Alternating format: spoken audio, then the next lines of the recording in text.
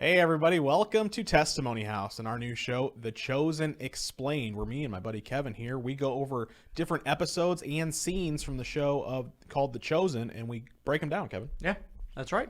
Hope you guys are enjoying the content we're putting out with The Chosen and our other material here on Testimony House channel. Make sure that you hit the like button, hit subscribe, hit the bell icon, so you don't miss all the new material we got coming up. Yeah, a lot of new stuff all along the way. You're going to be seeing a lot of different things here in the weeks ahead. And today's episode, though, we are featuring the idea of the missing apostles, Kevin. Yeah, that's right. Because what, we only have 7 right now? 7 that have been shown in the show. And in the beginning of season 2, it opens with, and Dallas did this big open. Don't miss the first 30 seconds. Do not miss the first 30 seconds. I don't know if you saw this. It was all over his Facebook and his YouTube and his emails.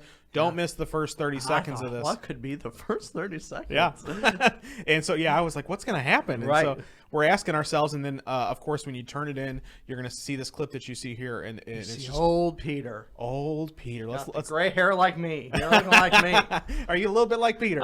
He's catching up to me. Let's take a look at the first opening scenes of The Chosen. So here is the opening clip that the episode starts out at, and you see, again, old Peter with his gray hair.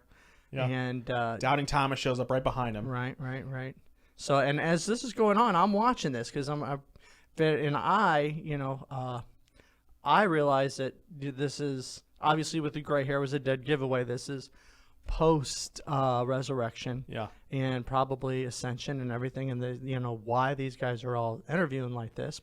And I kind of recognize the voice, so I see it's John, and John is interviewing everybody. I didn't recognize it was John. In my head, I was talking to my wife, and we were Who'd you like, think it was? who is that? Paul? Is that Luke? Is that... We were trying to walk through some of the people it could have been. I did think Luke at one point. I thought it was very possible. And then obviously, for me, the dead giveaway was when the Mother Mary, she comes on the scene here, and she, calls him son. Yeah. And I was like, okay, And of course, I guess it could have been the James, the brother of Jesus. Yeah. But excuse me. But I was pretty sure at that point it was John. Yeah, I had no idea. I was in the dark, but I was excited to see some of these people. The main thought in my head, and the reason we're making this video though, Kevin, is because we saw a face and we were like, "Who is that guy?" And we were like, "Oh!" And then we saw Matthew's beard. This was the big, the first real laugh of the episode. The next one was of course Jesus when he's like, "Ooh, Italian or something." Yeah, I was big bushy beard. It was such a shock to my system. Okay, but let me pause right there for a second because. Now, my guess is that's because I think this whole thing, a lot of it we're going to get into, is Dallas and the art of foreshadowing the things to come. And obviously, if you're a student of the Bible, we all know what happens, and then the disciples, and they go out and preach the gospel in all the world. But here, as far as the personalities, and we all know Matthew as this neat freak, tidy. He's got all sandals lined up. He's got the cloth in his hand wherever he goes, right?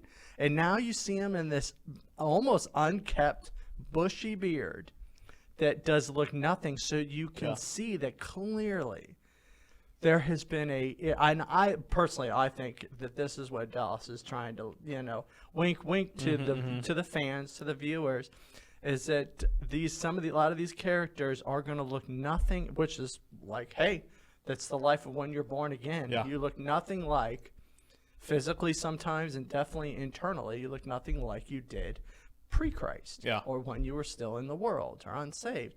And so I that's the thing I love the beard. I think that is a total, you're going to see through this whole story arc of all the seasons of The Chosen, these characters look nothing like they did in the first couple seasons. I love the fact that you can sort of see in their faces and the way that they describe Jesus, the road they traveled on.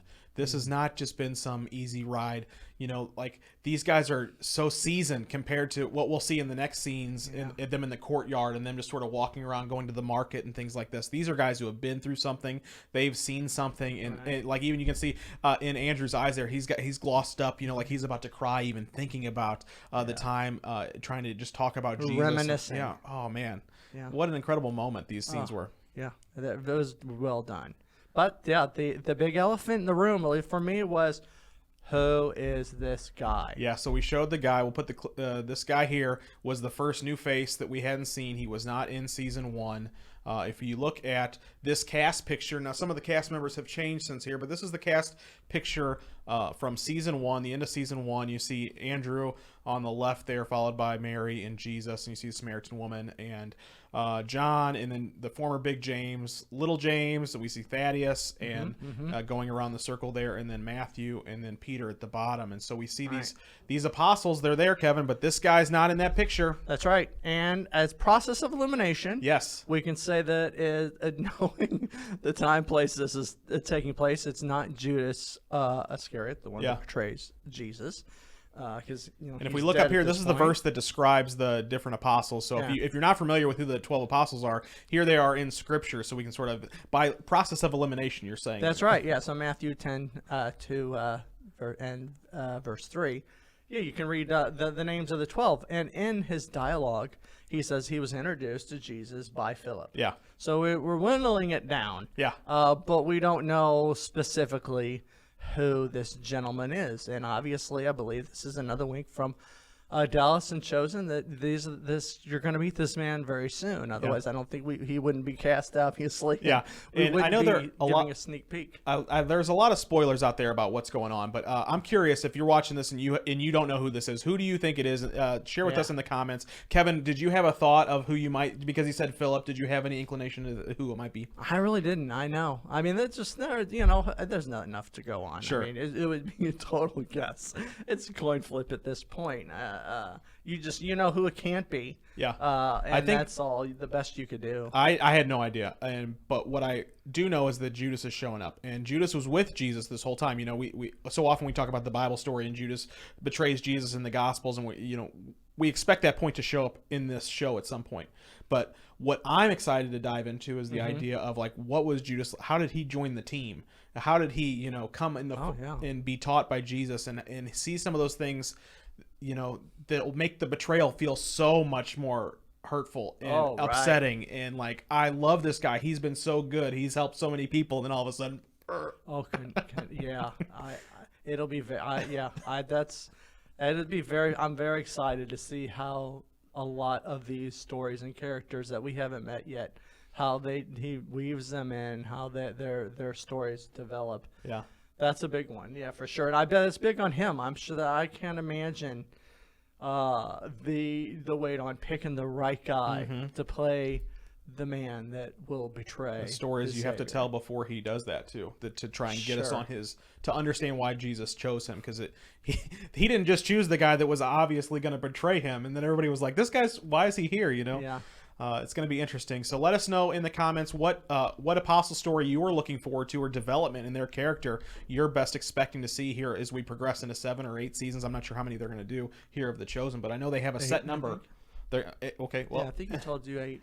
Either way, so 8 seasons, 7 seasons. The idea that we're going to see a lot of character development. We're going to be with these guys for a long time to come. So let us know what story you're thinking of. Any stories stick out to you as something you might be looking forward to seeing as far as the walk of these guys?